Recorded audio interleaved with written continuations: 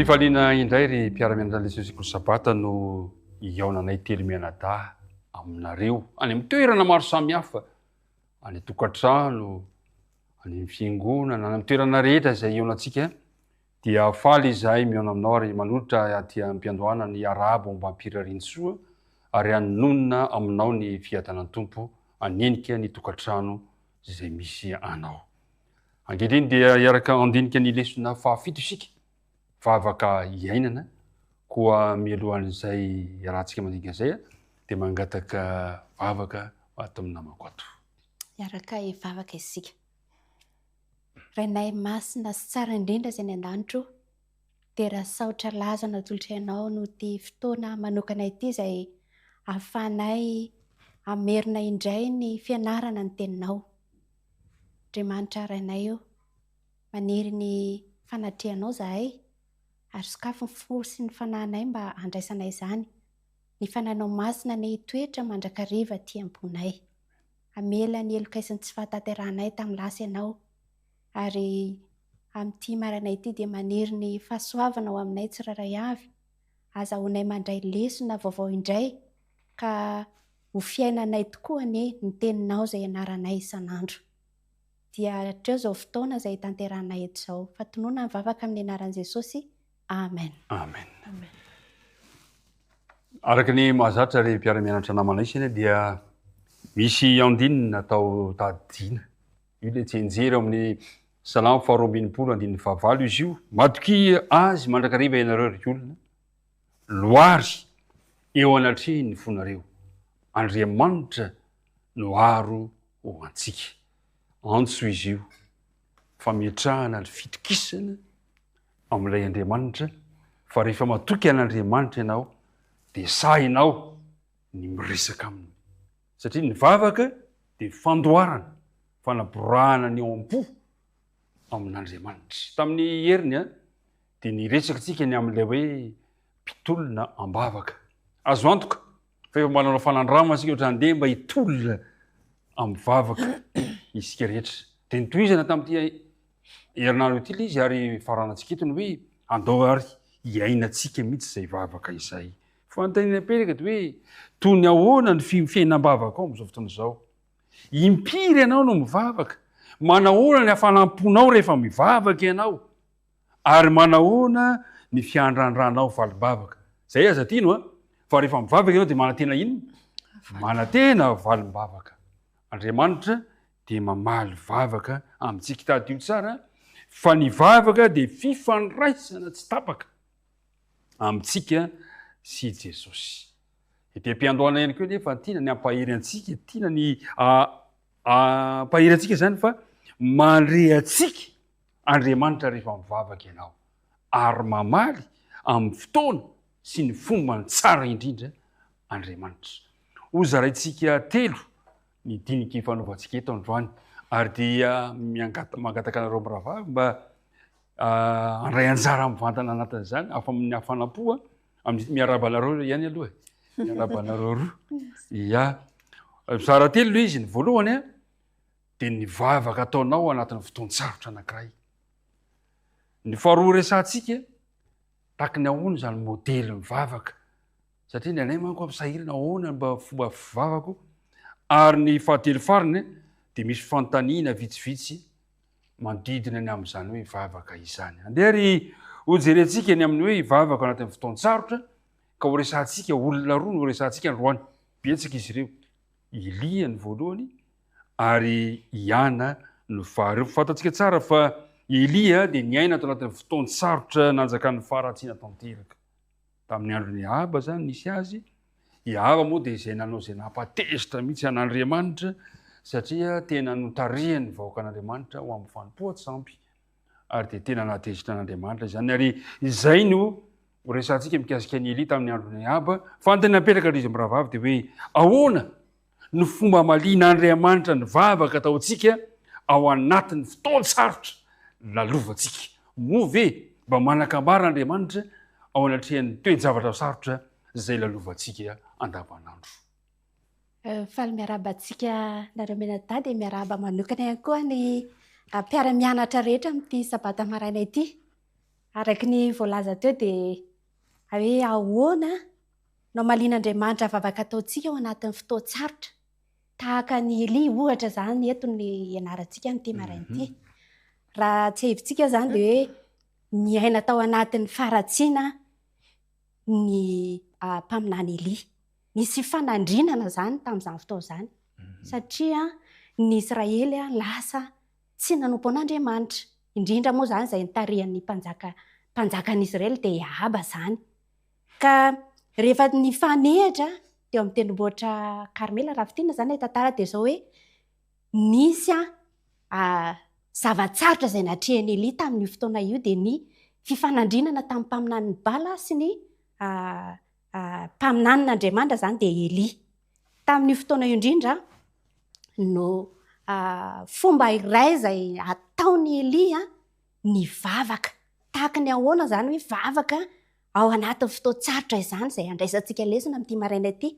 Vakintsika aloha ny ao amin'ny Mpanjaka voalohany 7:7-8 dia manambara hoe ary noho ny tamin'ny fotoanan'ny fanatitra hariva, efa hariva zany ny andro dia nanatiny Eli mpaminany ka nanao hoe Jehova Andriamanitra Abrahama sy Isaka ary Israely, aoka ho fantatra an'io fa ianao no Andriamanitra amin'ny Israely ary izao no mpanomponao ary araka ny teninao no efa nanaovako izao zavatra izao.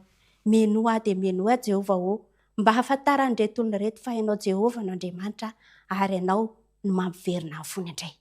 Tsotra ilay vavaka fa kosa nanandratra an'Andriamanitra ho lehibe sy mahery.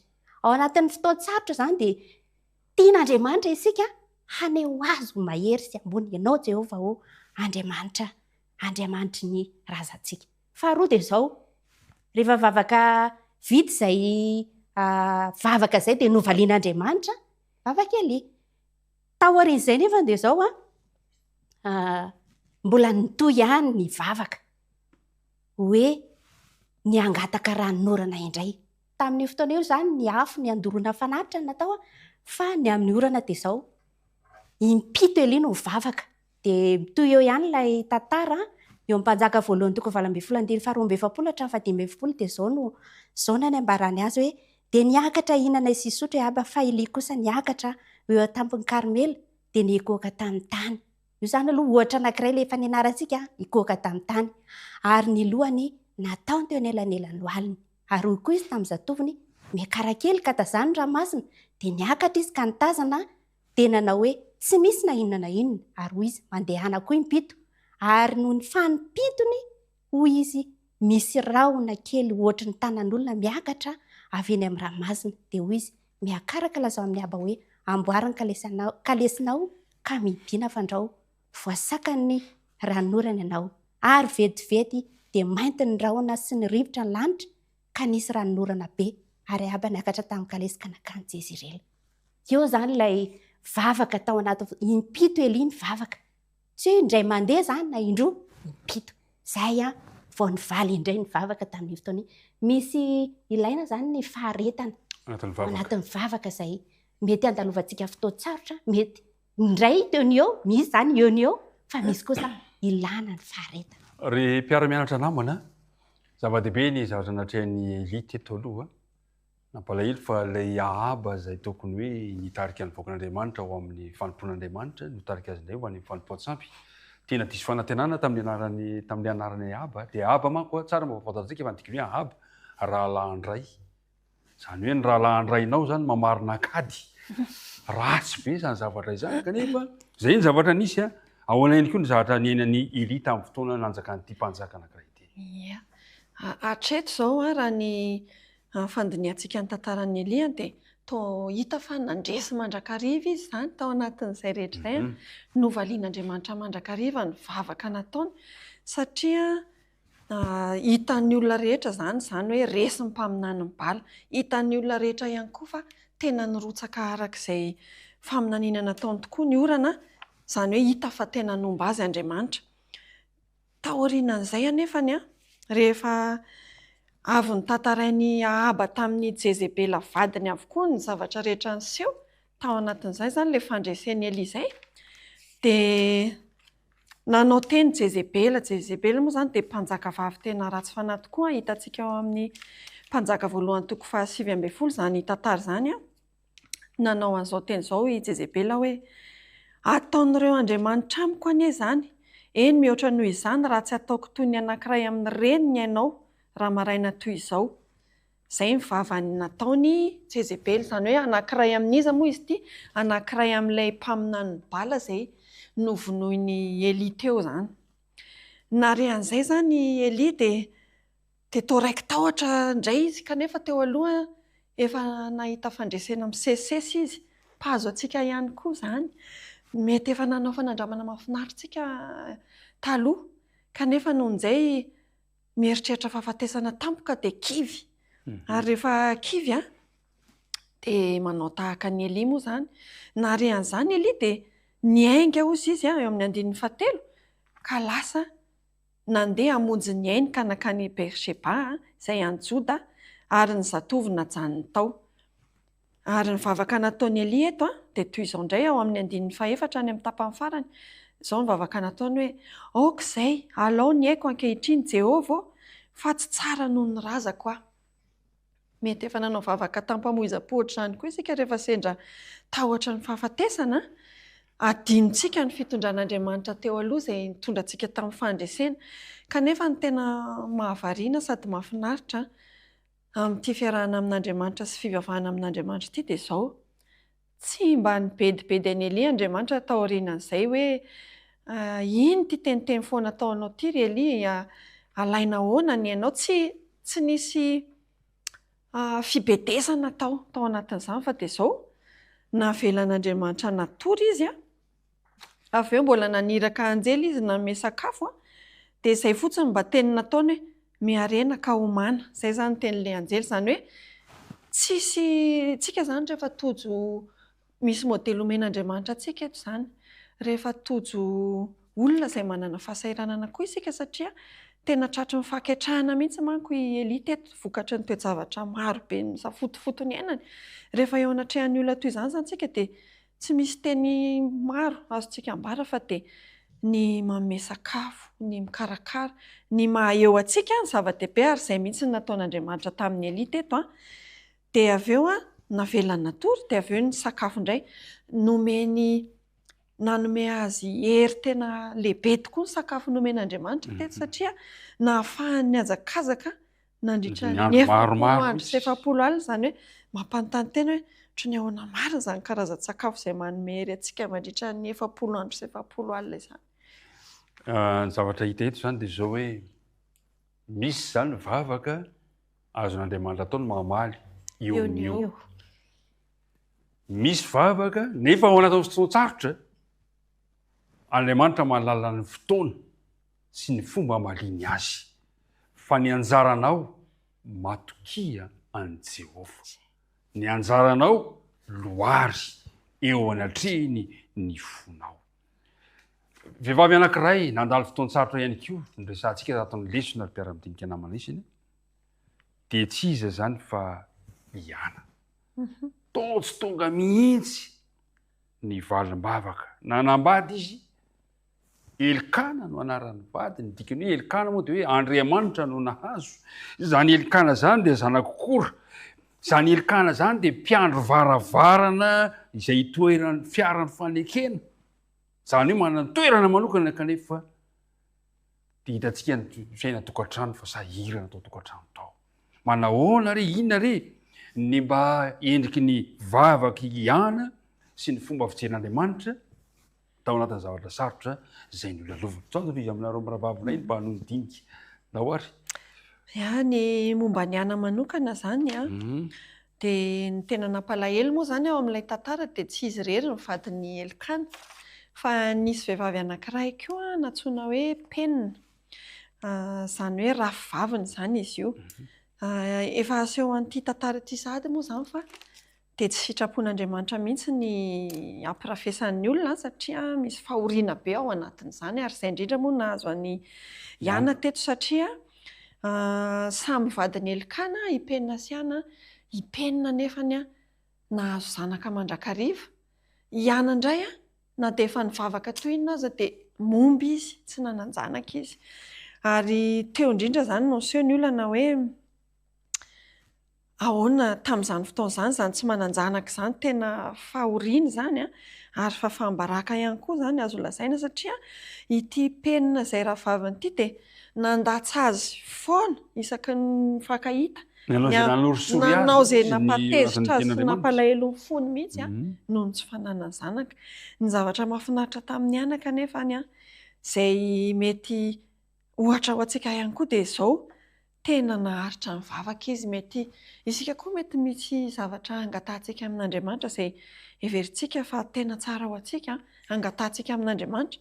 Mety hamantaonany izany vavaka izany tsy mivaly tahaka ny any eto anefany a dia naharitra ny vavaka izy ary izay faharetan'izay a dia tena nivalian'Andriamanitra tokoa ka nahazo zanaka izy ary tena zanaka ilay tena niriny mihitsiny no azony. Izany hoe araka ilay voalazantsika teo izany dia mila faharetana ity vavaka ity ary tsy vita amin'ny faharetana fa ao amin'ny salamo a toko ao amin'ny salamo 2:2-5 dia misy an'izao teny izao hoe matokia azy mandrakariva ianao ry olona, io moa tsy anjerintsika loary eo anatrehan'ny fonareo Andriamanitra no aro ho antsika. Izany hoe isika ilay matoky an'Andriamanitra io izany dia manjary adinontsika ho azy ilay fotoana lantsika eo am-pivavahana satria matoky isika fa na ho ela na ho aingana tsy maintsy hamaly Andriamanitra. Ny zavatra misy izany dia izao a ny fampirafesana nataony Elikana dia niteraka olana teo amin'ilay tokantrano ary ny zavatra mampalahelo eto ilay rafo indray mitady akany lasa tady ho tompotrano ary izay nampalahelo any any kanefa ny zavatra nisy a ny talao tamin'Andriamanitra izy nanahoana ny fiavaram-piainan'ny Iana ty inona ny azo lazaina farany mikasika ny Iana.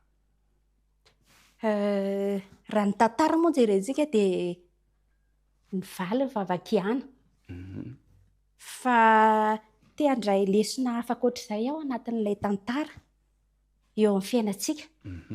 Indraindray dia ohatr'izao tahaka ny Iana aloha izany nangina Andriamanitra teo amin'ny fotoana lava fa rehefa naharitra ny vavaka izy dia nivaly ny vavaka nataony.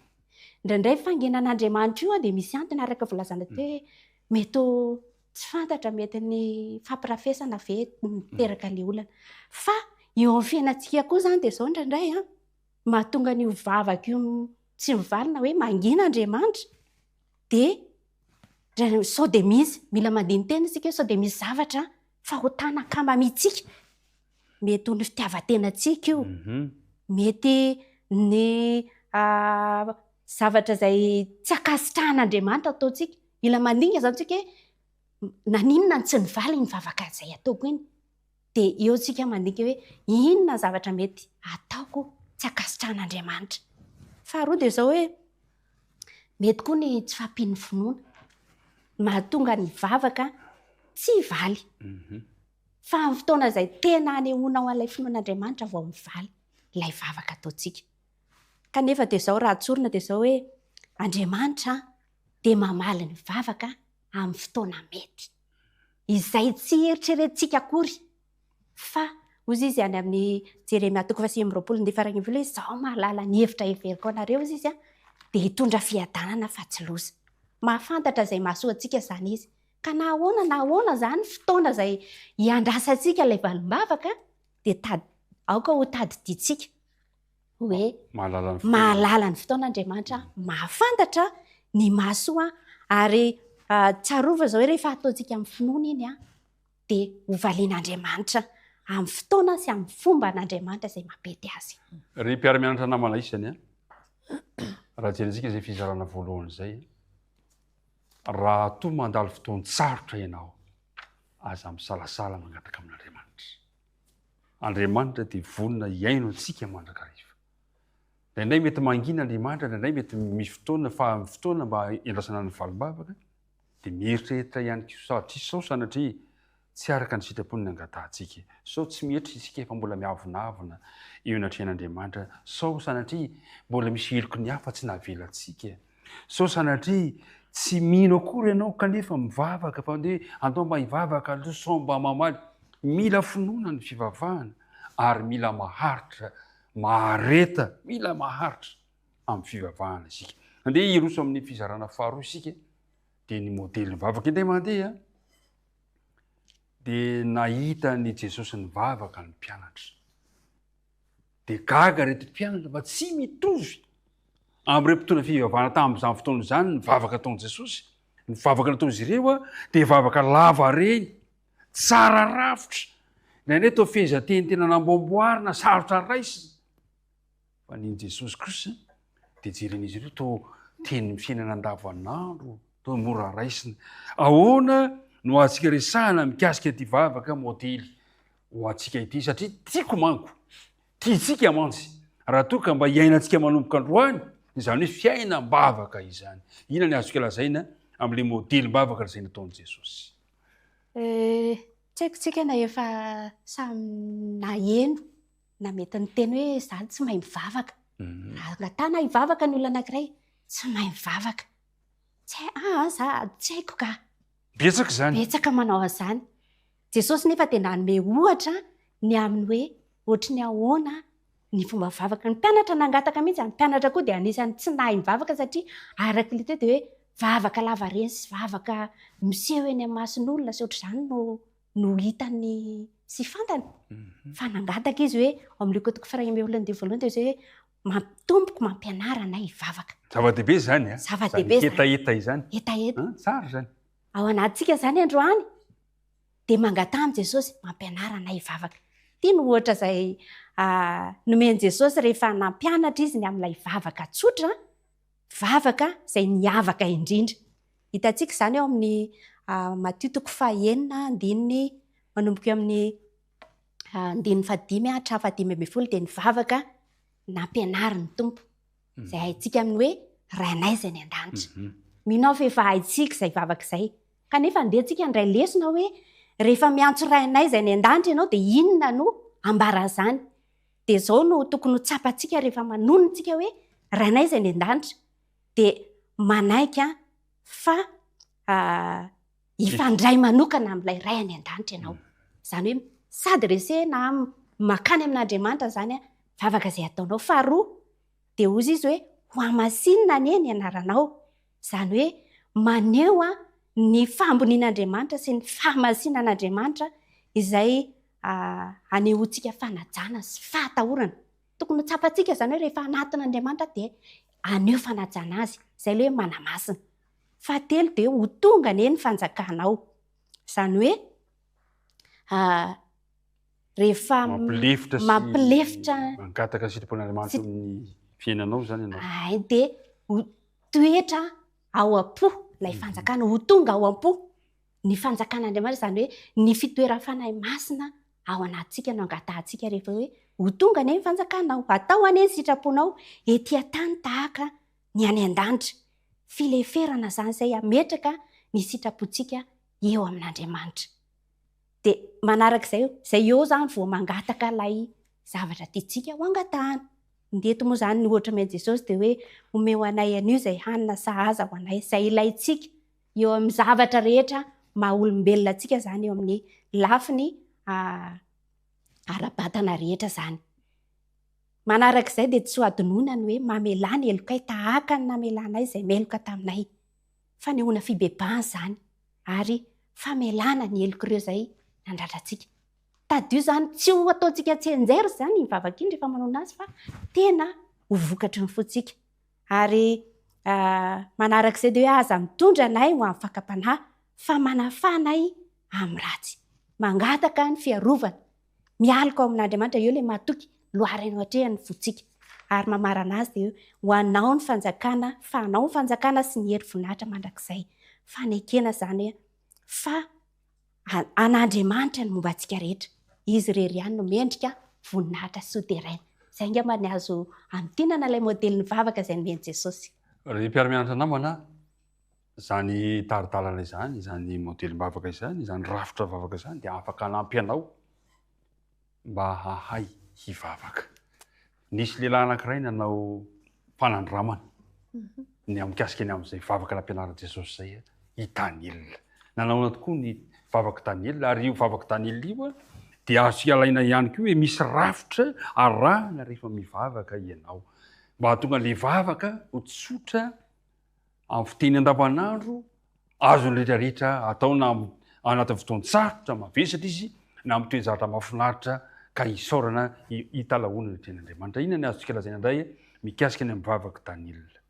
Ya, ny amin'ny Daniel zany dia nanaraka rafitra mitovy amin'ny an'i Jesosy ihany koa mivavaka Daniel, zany hoe fiderana an'Andriamanitra, fiaikekeloka, fangatahana, fisaorana. Ireo zany aloha ny fototra mandrafitra ny vavaka zany. Ao amin'ny Daniel 9:7 no ahitantsika an'io vavaka Daniel io manomboka eo amin'ny 4 sy ny manaraka moa zany. Hojerentsika tsirairay anie ilay singa ao anatin'ny vavaka ireo dia ny fiderana no anomboantsika azy. Io fiderana io zany dia io zany ilay fanehoana fanajana an'Andriamanitra, fiankohofana aminy mihitsiny io noho ny maha izy azy, zany hoe maha-Andriamanitra azy no antony hiderantsika azy. Ary ao anatin'io fiderana an'Andriamanitra io dia azontsika tanisaina avokoa ny momba an'Andriamanitra rehetra. Ny an'i Daniel zao ato dia ozy izy hoe Andriamanitra lehibe sy matahotra, mitandrina ny fanekena sy ny famindrapo amin'izay tia azy sy mitandrina ny didiny. Anisan'ny fideranana nataon'i Daniel zany. Ny antsika ihany koa dia azontsika tanisaina tahaka ny nataon'i Daniel, izay tsapantsika eo amin'ny fiainantsika hoe tahaka ny ahoana moa Andriamanitra eo amin'ny fiainantsika. Misy ohatra reto vitsivitsy raha tsy teny afa-tsy reto fotsiny isika hoe Andriamanitra mpanavotra, mpamorona, mpampahery, mpanasitrana, mpiandry tsara, alpha sy omega, vatolampy. Azontsika tanisaina ankoatr'izay, tsy toa, mahery, mahefa ny zavatra rehetra, fitiavana. Azontsika hiderana an'Andriamanitra avokoa zany fa fohy kely zany lisitra zany, fa betsaka ny azontsika hiderana an'Andriamanitra. Faharoa, fiaikekeloka sy fangataha-pahamelana. Rehefa tiantsika tokoa ny fandray tsara amin'ny olo tiantsika, ary Andriamanitra dia tena tiantsika tokoa, angatahantsika fanampiana, dia izao mila mahafoy an'izay rehetra mety mampisaraka antsika aminy isika. Tsy sahala amintsika hiresaka amin'ny olo tiantsika raha ohatra ka mbola misy ny zavatra mampalahelohelo dia mamitra-pihavanana aingana. Izay zany ilay hoe fiaikekeloka izay mila afoyntsika ilay zavatra nampalahelo an'Andriamanitra zany. Dia vonona mela ny hafa ihany koa isika satria takian'Andriamanitra amintsika koa zany, araka ny voalaza ao amin'ny Jakoba 5:5-12 hoe koa mifaneke heloka ianareo ary mifampivavaha mba ho sitrany ianareo. Ny fiasan'ny fivavaky ny marina dia mahery indrindra. Zany hoe azo anantenana valim-bavaka zany ity hoe famelan-keloka ity. Rehefa mamela ny heloka ny hafa isika dia mahazo manantena fa ho sitrana. Fahatelo dia ny fangatahana. Samy manana ny fangatahany moa zany ny olona tsirairay. Ny amin'ny ato amin'ny Daniel zao dia hoe ny amin'ilay 70 herinandro izay fahitana nomen'Andriamanitra azy, izay niandrandrany fahafahana, dia izay ny azy ny antom-bavaka. Ny samy nanana ny antony teo. Ny tao amin'i Jesosy moa dia hoe omeo anay anio ny anana sazy ao anay, tsy ara-nofo ihany izy io moa fa ara-panahy ihany koa. Dia ny antsika indray inona indray ny antsika? Manahoana ny ankohonantsika, namantsika, ny fahasalamantsika, sa ny toe-bolantsika ve? Ny asantsika ve sa ny fianaran'ny zanakitsika sa ny fianarantsika? Izany rehetra izany dia ao anatin'ny fangatahana izay azontsika loharana eo anatrehan'Andriamanitra avokoa. Izay ilay tsy anjerintsika azadino mitondra an'izany eo anatrehan'Andriamanitra. Ary ny farany dia fisaorana. Ny tena mahavariana moa dia tsy tena avahana mazava na ao amin'ny vavaka nampianaran'ny tompo na atao amin'ny vavaka Daniel ity hoe fisaorana ity. Ny ato amin'ny Daniel manokana moa dia ilay anjely mihitsy no tsy vita akory ilay vavaka nataony. Mety hoe saika isaotra Daniel dia avy hatrany ilay anjely dia tonga niteny anazy hoe izao Daniel, sady efa niteny sady niteneny manokana mihitsy hoe malala indrindra ianao ry Daniel. Izany hoe ilay toe-tsain'Andriamanitra eo ampandraisana ny vavakitsika io zany tena mahafinaritra. Hoe inona ny ilazantsika an'izany hoe manetry tena ve Andriamanitra, sa hoe efa vonona raha teo izy ame antsika an'ilay izy ka ohatrany tao teny izy hoe tsisy fisaorana ry zanako fa omeko anao izy io. Dia mahafinaritra moa izany rehetra izany. Fa izao nefany ao amin'ny Filipianina 4:4-5 andininy 9 azafady dia misy an'izao teny izao ao hoe aza manana inona na inona fa aoka ny fivavahana sy ny fifonana mba amin'ny fisaorana no entinareo manambara ny fangatahanareo amin'Andriamanitra amin'ny zavatra rehetra izany hoe efa fantatr'Andriamanitra raha teo ilay fangatahantsika fa dia aoka isika hivavaka hifona hisaotra. Raha fitinina izay rehetrarehetra izay mikasika an'ilay modely mivavaka dia aza adino izany rehefa mivavaka ianao ny mideran'Andriamanitra.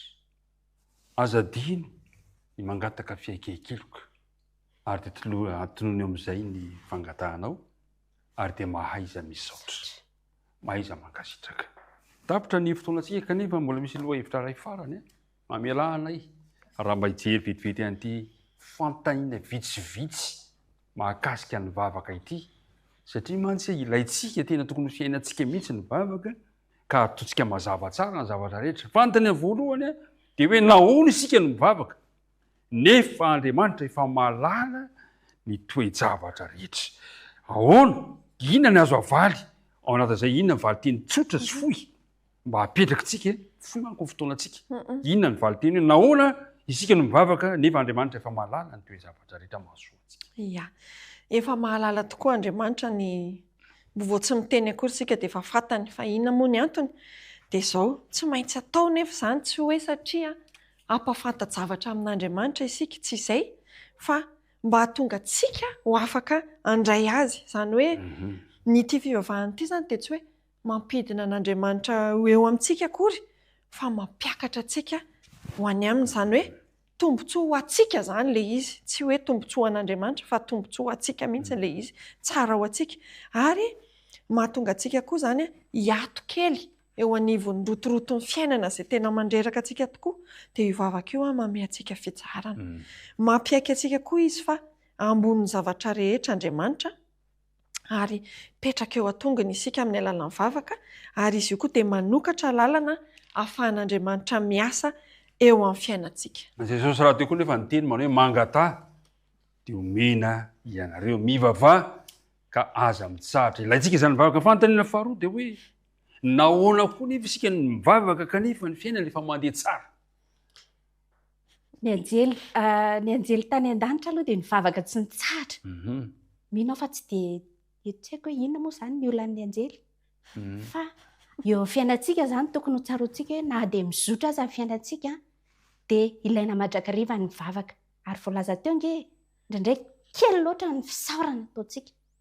Fa na dia ny fisaorana aza dia tokony hanehoantsika vavaka manokana isan'andro isan'andro. Ary indraindray dia ny avinavy ny fontsika sy ny araka voaletany amin'ny lesona fahatelontsika nianatra momba ilay za efa izao ilay avinaviny io amin'ny lodikianina antsika. Fa izao kosa hoe ilaina ny mivavaka mandrakariva mba ahatonga antsika tsy ho tafalatsaka indray mety hoe ho amin'ny toe-javatra sarotra fa mba hizotra. Izay moa izany no tena tadiavintsika nge ny hizotra mandrakariva amin'ny fiainantsika. Ny izao koa nefa aloha na izany na za ny tena sa ilaza ve za fa mandeha tsy mizotra tsara ny fiainana. Tena sa hiteny ve fa tena mandeha tsara. Fiheverana izay zavatra izay dia efa avinavina izay. Ary anisan'ny sakana fa tsy ahafahantsika manana fiainam-bavaka ny fiheverantsika tena fa hoe efa mandeha ny zavatra rehetra. Fanontaniana fahatelo. Inona no anjara asan'ny finoana eo anatrehan'ny vavaka anankiray? Mila finoana ve rehefa mivavaka ianao? Ny finoana sy ny vavaka moa izany dia mifamatotra akaiky izy io. Miaraka mandrakariva izy io satria araka ny efa nilazaintsika teo matoa tsika izany ny vavaka manko dia firesahana amin'Andriamanitra ary fangatahana zavatra aminy. Rehefa mangata-javatra isika dia manantena fa azo valim-bavaka ary izay ilay finoana. Mila miaraka izany finoana. Miaraka izany izy ireo izay ilay hoe na inona tononareo amin'ny fivavahana sy angatahanareo dia mino fa efa nandray ianareo dia ho azonareo izany ao amin'ny Marka 2:12. Dia mifanteny ampiaraka amin'izay ihany dia hoe izavy ary ny tokony mba hiaraka hivavaka amiko. Izavy ny tokony mba hiaraka hivavaka amintsika rehefa mivavaka isika. Ya, Jesosy foana moa izany ny modelintsika eto. Fa ny betsaka indrindra teo amin'ny fiainan'i Jesosy dia izao vavaka mangina. Niarahany tamin'ny rainy ary tokony ohatr'izay koa isika. Ilay vavaka mangina izany tena tokony ataontsika betsaka indrindra hoe tsika irery ilay manokana fotoana. Ny an'i Jesosy izao dia tena nifoazany maraina mihitsy tany amin'ny 4 maraina tany. Mbola tsisy nizaniza mifoha amin'iny le fotoana mangina iny a iny no ivavahana amin'Andriamanitra isan'andro. Misy koa anefany a hoe iza ny tokony ary hivavaka amintsika ankoatrantsika manokana sy Andriamanitra zany dia izao mila mivavaka miaraka amin'ny ankohonantsika ihany koa isika na ao anatin'ny vondrona kely iray a izay te hivavaka amin'Andriamanitra na amin'ny mpianakavin'ny finoana izany hoe ao am-piangonana zany samy manan-danja avokoa ireo endrika fivavahana ireo a fa ny lazaina amintsika zany dia mibetsaka indrindra zany dia ilay vavaka mangina ataontsika amin'Andriamanitra. Fanontaniana farany ity indray zany a dia tsy dia miresaka hoe nahoana isika no mivavaka takan'izao sy takan'izao fa hatramin'izay zany dia isika no miteny dia Andriamanitra asantsika miaina. Fa ny fanontaniana famonoatra an'izay kosa indray no resahako. Ahoana kosa indray ary mba tokony mba hamelantsika hiteny an'Andriamanitra ary mifomba fa atsika miaino an'Andriamanitra. Zay nga mafanontaniana farany mba apetraka ao anatin'izao fandaharantsika izao androany. Fampatsiahivana satria efa nianarantsika tany aloha hoe ahoana ny fomba izay hiainoantsika an'Andriamanitra dia rehefa mivavaka zany isika miteny amin'Andriamanitra dia mamaly izy na miaino isika. Io zany no fomba anankiray izay tokony ataontsika dia ny fampiarahana izany amin'ny fianarana ity tenin'Andriamanitra ity satria ato izy no miteny amintsika. Izay zany ny fomba hiainoantsika an'Andriamanitra, ny fandiniantsika ity tenin'Andriamanitra ity amin'ny fanoloran-tenantsika manokana zany sy ny fotoana izay anokanantsika tena hanao fampiarana n'ilay vavaka rehetra teo tsy hoe mivavaka fotsiny afa miaino an'Andriamanitra amin'ny alalan'ny teniny ihany koa. Zany hoe raha azoko tsara zany amin'ny fotoana izay anokafako ny Baiboly dia mamela an'Andriamanitra hiteny. Dia rehefa mamaky dia miaino. Zay zany dia izy. Eny ary miravavy misaotra antsika rehetrarehetra nanaraka izao lesona sekoly sabata izao mba irina mba ataovantsika fanandramana zany hoe fiainam-bavaka izany andeha ho faranantsika izany ka teny fohy amaranantsika azy inona ny teninao, inona mba teninao amitiana antsika ampahirezana reto mpiara-mianatra ny lesona izao amin'ity sabata ity androany. Ny teny farany olazaiko amba dia izao hoe aoka isika mba hisaintsaina an'ireny fitahian'Andriamanitra eo amin'ny fiainantsika ireny satria matetika loatra isika no heverintsika fa efa mandeha ho azy avokoa ny zavatra rehetra ka mety atahorana kanefa na ny bus nalaintsika eo am-pandehanana ary dia Andriamanitra nanome andreny. Raha ny sakafo hohanitsika Andriamanitra nanome andreny. Ireo zava-madinika heverintsika eo mandeha ho azy rehetra ireo na ny masoandro na ny rivotra avy amin'Andriamanitra avokoa ireny ka tokony hisaorantsika. Ilay teny ao amin'ny lesontsika ao amin'ny zoma zany no tiako hoentina amintsika hoe nefa raha manatona an'Andriamanitra isika ka mahatsiaro ny tenantsika ho tsy manan-kery sady tsy mahavita tena dia araka ny toentsika tokoa ary amin'ny finoana mihetry tena sady matoky no milaza izay ilaintsika aminy izay manam-pahalalana tsy voafetra ka mahita sy manapaka ny zavatra rehetra dia izao izy no mahay sady mety miaino ny fitarainantsika ka mamela ny mazava amirapiratra ao am-pontsika. Mandre antsika Andriamanitra ary mamaly amin'ny fotoany sy ny fomba ny tsara indrindra mandrakariva izy na dia tsy araka izay mety handrandraintsika azy zany. Valim-bavaka izay ataontsika zany amin'ny fotoana mety indrindra sy amin'ny toe-javatra izay mety indrindra eo fiainantsika no amalian'Andriamanitra azy. Isaorantsika Andriamanitra noho ny alehibe ny fitiavany amintsika manao fanandramana amin'ny firesahana amin'Andriamanitra. Ny teny azoko ambara farany dia andinina atao tadina amin'ny Salamo 220 andininy vavazy. Raha mpiara-mianatra namana matoki an'Andriamanitra mandrakariva isika. Loary eo anatriny ny fotsika. Andriamanitra no aro ho antsika. Mino fa ny fanahy masina dia hitoeto am-pontsika anaovantsika izany fanandramana izany ka ny fiainanao, ny fiainantsika rehetra na amin'ny fotoana tsarotra lalovanao na amin'ny fotoana izay iverinao hoe mora dia andeha tsy hitsahatra ny fandray amin'Andriamanitra sika satria izy no aro ho antsika. Andeha ary ho faranantsika amin'ny vavaka izao dinika izao mangataka ny namako ato mampiray antsika amin'ny vavaka. Misaotra anao naharitra hatramin'ny farany. Hivavaka isika. Tompo Andriamanitra rainay eo dia rainay sy ankalazainay tokoa ny anaranao fa fitiavana ianao ary tsara indrindra, lehibe indrindra ary mbola namindra fo taminay ianao ka avelonay natrapa-nanarana soamantsara izahay mandre an'izany lesona mahafinaritra izany izay tombontsoa lehibe ho anay ny fahafahanay mifandray aminao amin'ny alalan'ny vavaka. Apetraka manontolo eo ampelantananao ary mombanay Andriamanitro, izay fantatrao sahadiny mombanay fa be fahasairanana izahay, be ny olanay mety eo amin'ny fahasalamanay, na ny asanay, na ny toejavatra maro samihafa amin'ny famafao eo amin'ny fiainanay. Misaotra izay satria manana anao, azonay antorana, azonay andoharana ny eo am-ponay. Koa mihaino vavakay Andriamanitro, mamela izany, mamela anay ary mihaino izany vavakay izany. Dia ta eo avokoa izay rehetra izay nandrehan'izany fampianaran'izany anio, mba tsy ho adininay izany tombontsoa lehibe izay omenao anay izany. Amin'ny anaran'i Jesosy, amen. Amen.